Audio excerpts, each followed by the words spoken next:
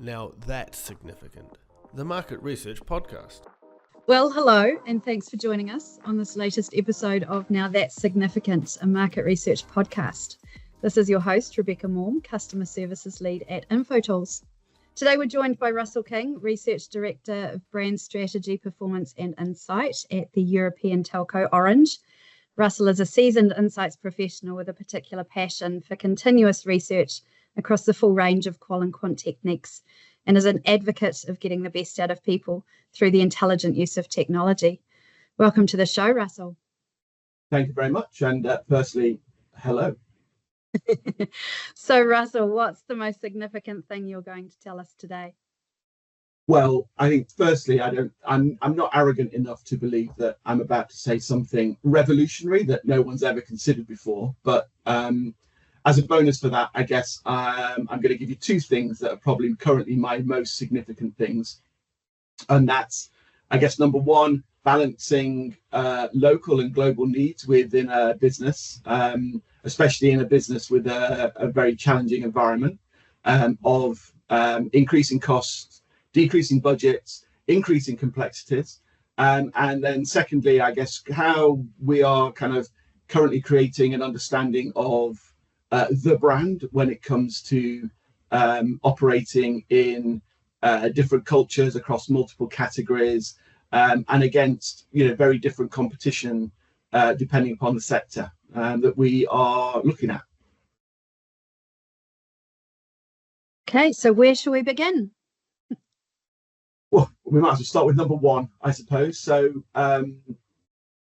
on that challenge, I guess, so a bit of background. Orange is present across Europe and Africa, and being relevant to our local teams is the energy that keeps the study relevant and used on a day-to-day basis. I guess without this local demand, the program would ultimately kind of lose drive, lose faith. It wouldn't be talked about or shared to the same extent that it is currently. And so our goal is that we need to help the local teams make money by helping them sell more stuff, but also helping them build brand value over time. And we need to do that, I guess, to maintain our relevance to them. We've got to help grow the brand and reflect the different organizational structures that we have in all of our local offices. So we don't talk to the same people, the same teams, the same departments across the board. It's all very different and very localized. But in contrast to that, our central teams really are far less concerned with the day-to-day, and they want to ensure that the pathway to achieving our strategic goals are being realized. So we've also got to reflect those ambitions within the projects that we do and the studies that we do to inspire and grow the value of the brand. And naturally, for this, we have to take a longer-term view. And that really creates that tension between local and global needs. So each output is necessary, clearly, but must be complementary. They really can't work against each other. We have to find consistent messaging, and we need to find that right balance and that right approach. And I guess the right level of reporting to make sure everybody can have their metaphorical research cake and eat it. So what would you say are the biggest obstacles in overcoming the global versus local challenge that insights teams may face? I guess this could relate to interstate or interregional teams as well. Well, I mean, locally, there's, the very obvious kind of researchy things such as cultural differences and sensitivities, understanding the impact of how you ask questions and how responses may differ in score, but be the same in meaning is really important to understand.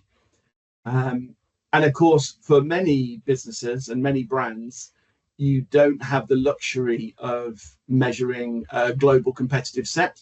So, for example, within our own tracking study, the most a single competitor appears is in 6 out of almost 30 markets. So we're always dealing with trying to measure our single brand with a single desired positioning, but recognizing that that's often greatly influenced by the myriad of smaller local brands that are different in every country that we operate in. So I guess often we need to look at the desired outcome and the way that is achieved in local markets will be different. So we can't expect everybody to follow the same pathway. And if we take something like, NPS, for example, the overall goal there is to create promoters.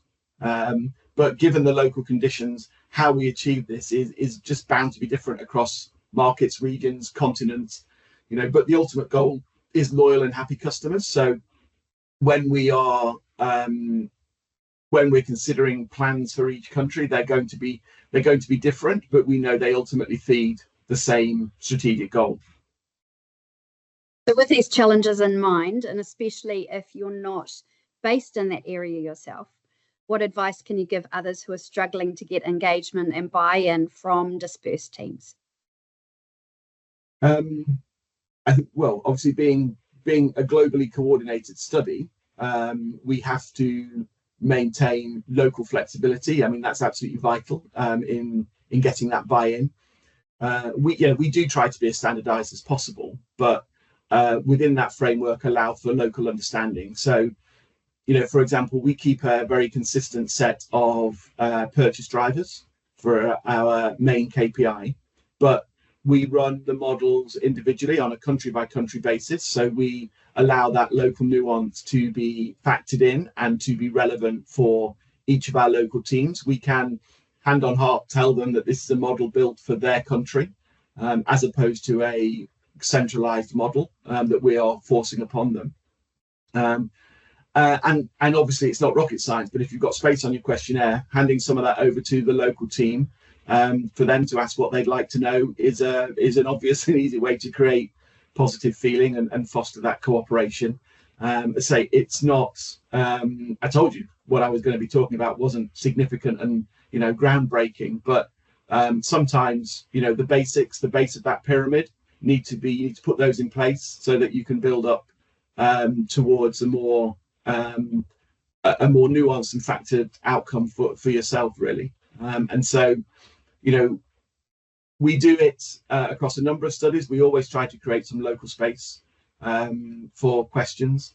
That also has a real added benefit of involving local teams early on in the process. So, they come along the journey with you as a central team. And I think and again, that is a really important aspect. The earlier you can involve people and discuss, it's mutually beneficial. Not only do the local teams feel that they have a say and they have some skin in the game in terms of that project, but also it's a fantastic learning experience for us at the central in the central teams. We don't understand the markets like our local teams understand the markets. So the earlier we can get to talk to them and ask questions, that helps us.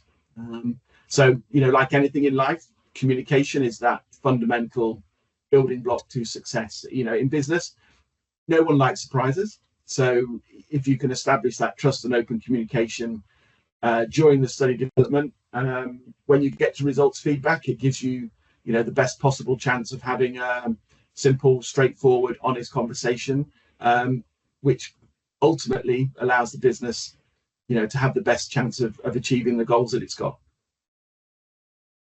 So moving on to your second significant point, understanding and creating the creating of the brand.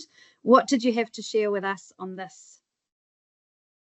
Well, so our brand, as I've inferred, is owned centrally, and we license it to all of the markets where we operate.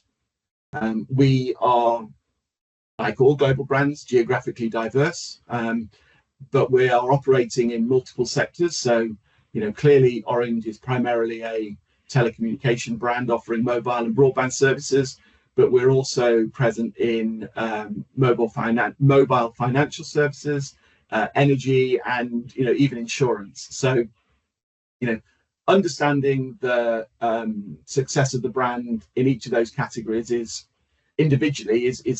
pretty straightforward and simple. But I think there's really two issues at play there. The first is, we can no longer afford to track every individual category that we're operating in. And the second one is understanding the impact and the influence of one sector on another, so that we, within a single market, can understand overall what the brand is doing, how it is being received, whether we're managing to convey that consistently and successfully. So, I mean, until recently, we used to measure orange in each of the telecommunication categories, so mobile and fixed services, plus the ancillary services.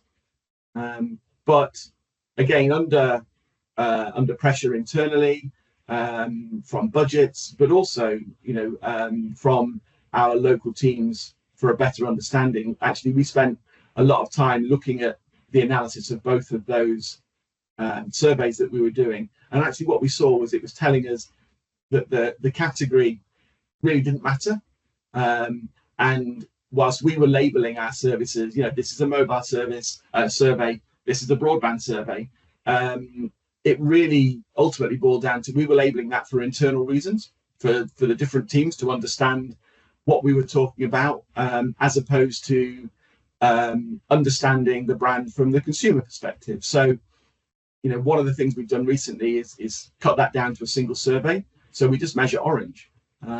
People's perspective of the brand, we found out doesn't really change. If you believe we have strong customer services or we reward customers well, you believe that about orange. And so it's given us the opportunity to simplify our study, and which in turn helps us with communication. We only got one score for orange, which is always a benefit. It's easy for people to understand. But where there are differences, such as you can have a really good mobile network and a not so good broadband fiber network, those things can differ for the brand.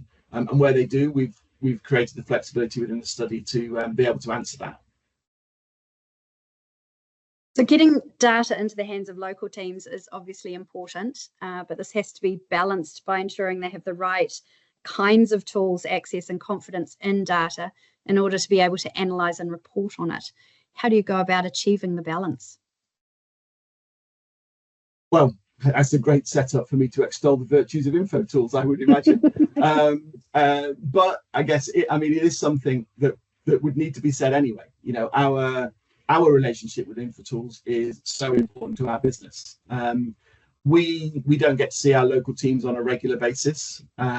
So having a tool that can communicate findings and insights that's in a simple and straightforward way is absolutely vital. And also, when it's that simple, it's really easy to sell it in to all of the local teams, and indeed to our central users, who we have split headquarters. So, we have people working in central teams, in single teams all around the place.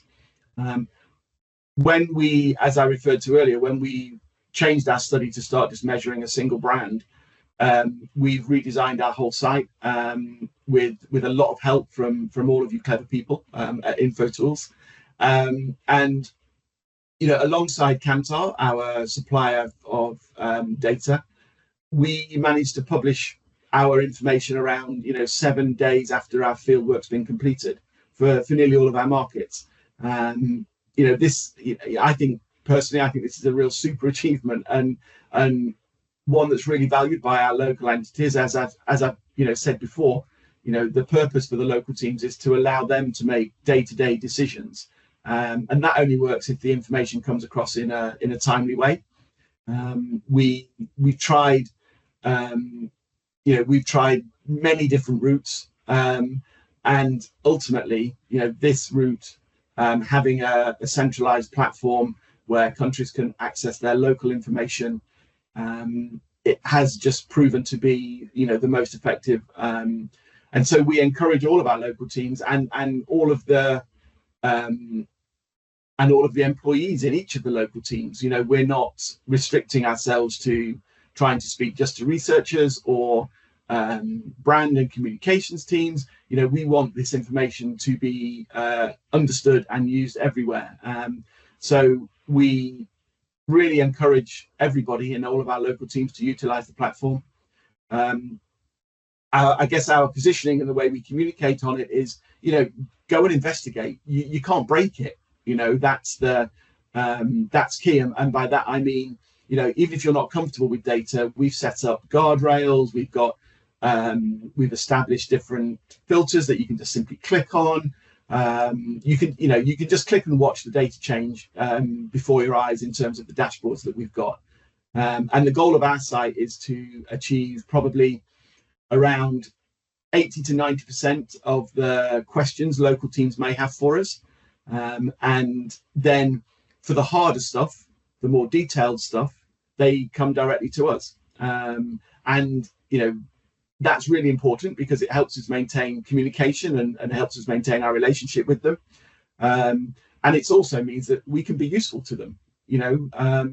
We want to be able to add value to their businesses, and having a central global role, it helps us deliver not only for their short-term impactful questions that they may have for us, but also it gives us the opportunity to push and keep them on track in terms of the overall longer-term central strategies.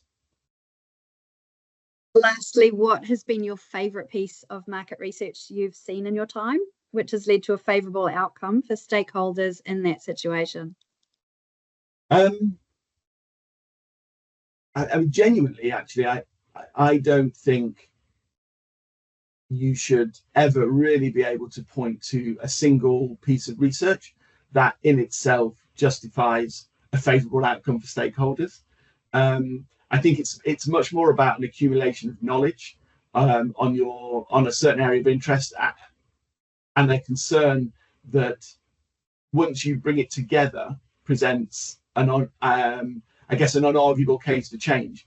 I don't think anybody puts a new product in the market or launches a new communication strategy based solely on the insights from one study. We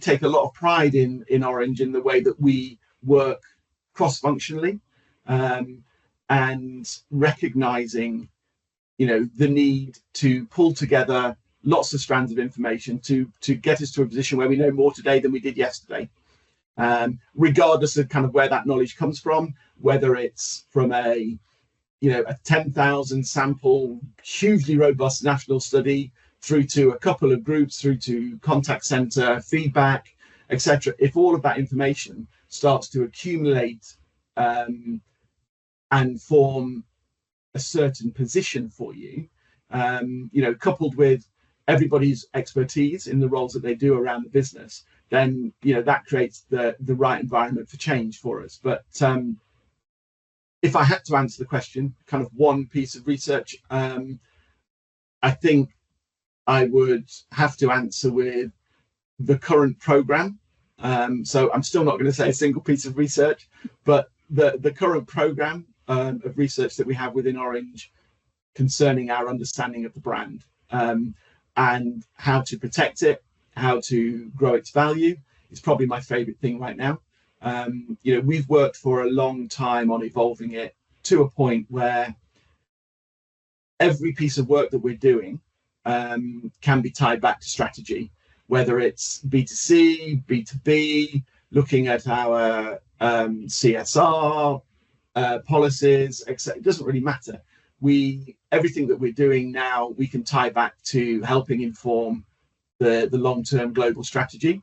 So we have a very limited budget. We can't afford to waste anything, because it might be nice to have or nice to know. So ultimately, it's a program of research that builds into a sum that's probably greater than its parts. That satisfies me right now. Anything you'd like to add before we wrap? No, I don't think so. I'd just like to thank you for inviting me along today, and for giving me the opportunity to have a chat with you. Well, huge big thanks for joining us on today's episode. For you listeners out there, we'd really appreciate if you subscribe to the podcast, shared this with others, or left a review. Thanks for listening to Now That's Significant.